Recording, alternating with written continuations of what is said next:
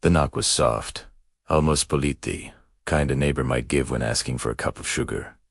But in that quiet Santa Monica apartment it rang like a gunshot. Inside, an old man in a bathrobe froze mid-step, the early California morning light cutting across a living room that looked frozen in time.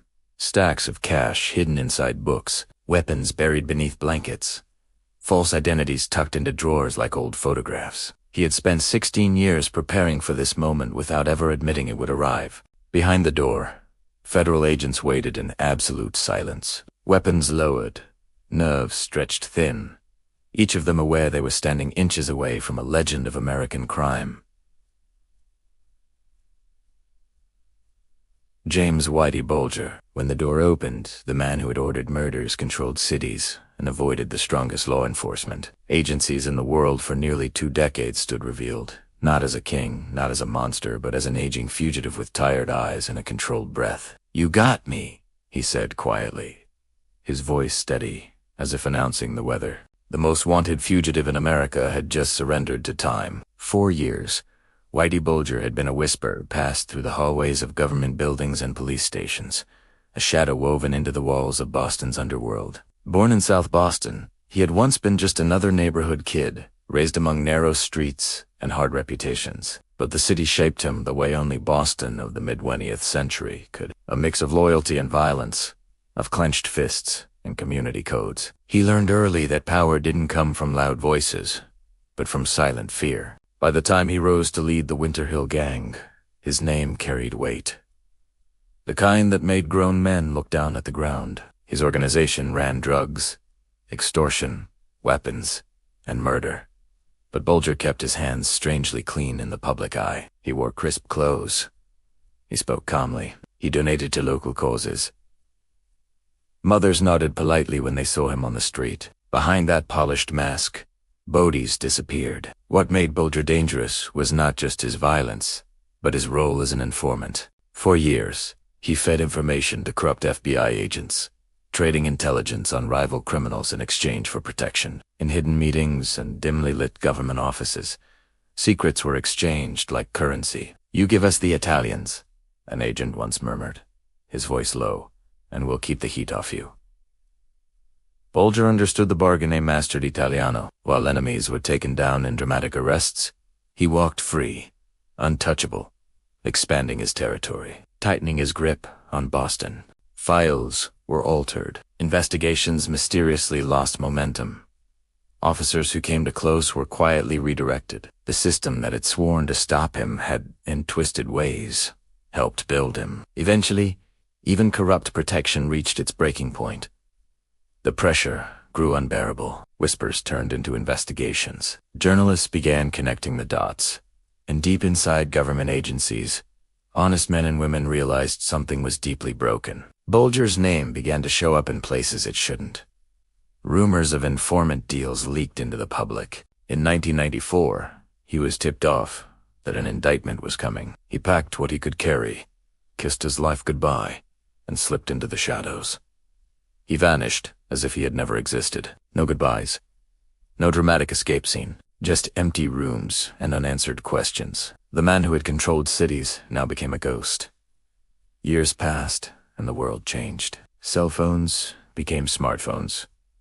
Surveillance evolved into something unstoppable. Cameras watched every street corner.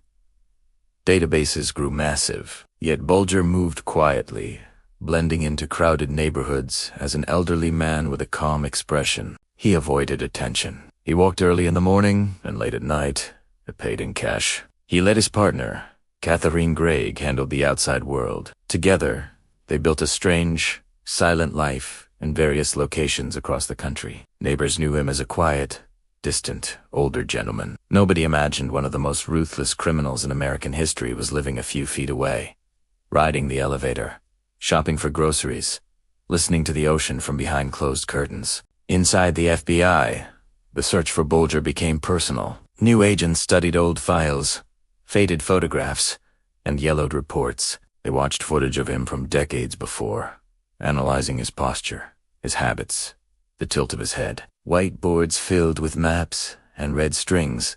Locations from Florida to Europe crossed out one by one. "He's not flashy," one agent said during a late-night briefing. "He's cold. He's patient, and he plans everything."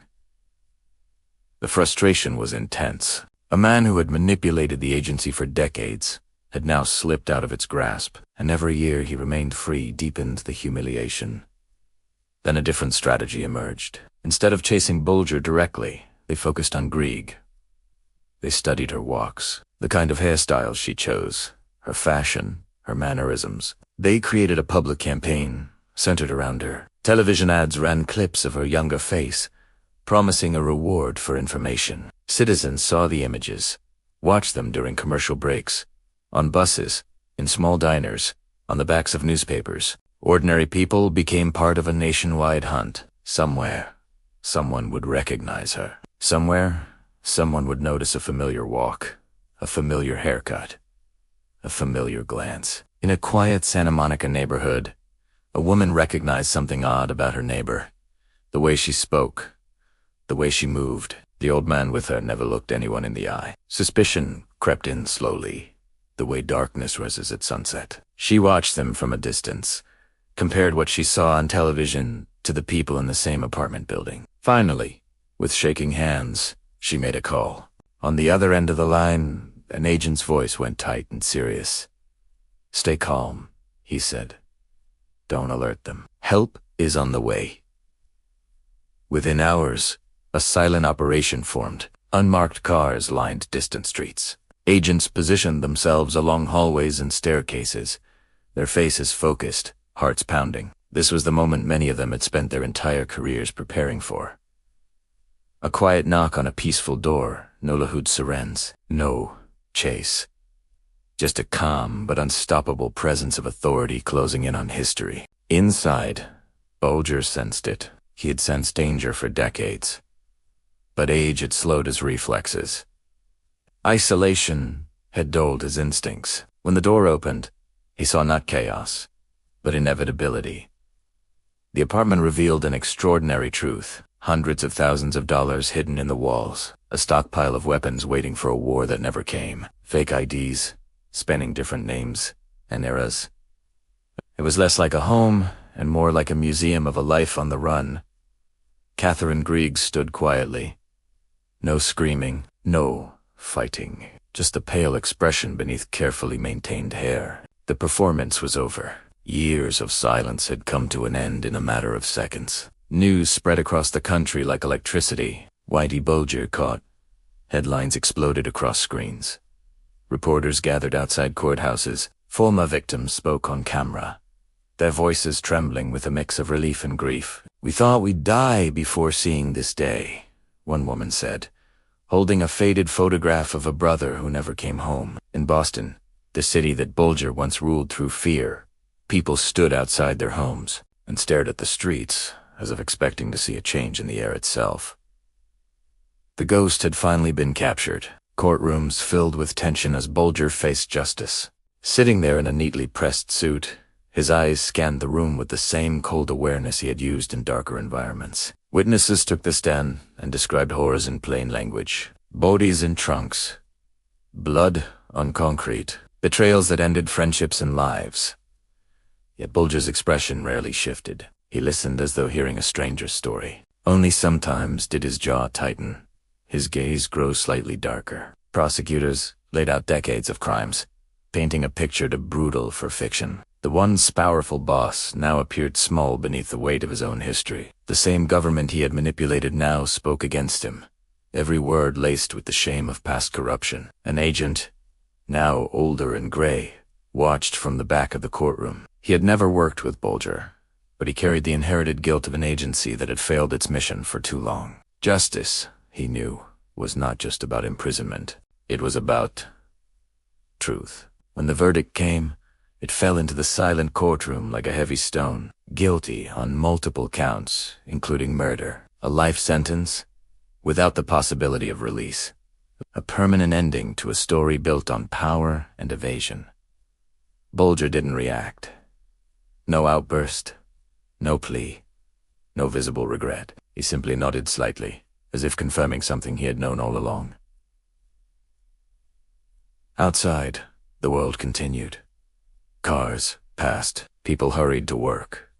Yet for many, something had shifted. A dark chapter of American crime had finally been sealed. In prison, Bulger's world shrank to steel and concrete. The man who had once controlled a city now controlled nothing. Time moved painfully slow. Faces around him belonged to men he would never command. Silence replaced influence. Fear no longer answered to his name. His death would come later, violent and ironic, at the hands of fellow inmates. A final reminder that the world he had built was never loyal to anyone, not even its architect. His death would come later, violent and ironic, at the hands of fellow inmates. A final reminder that the world he had built was never loyal to anyone, not even its architect.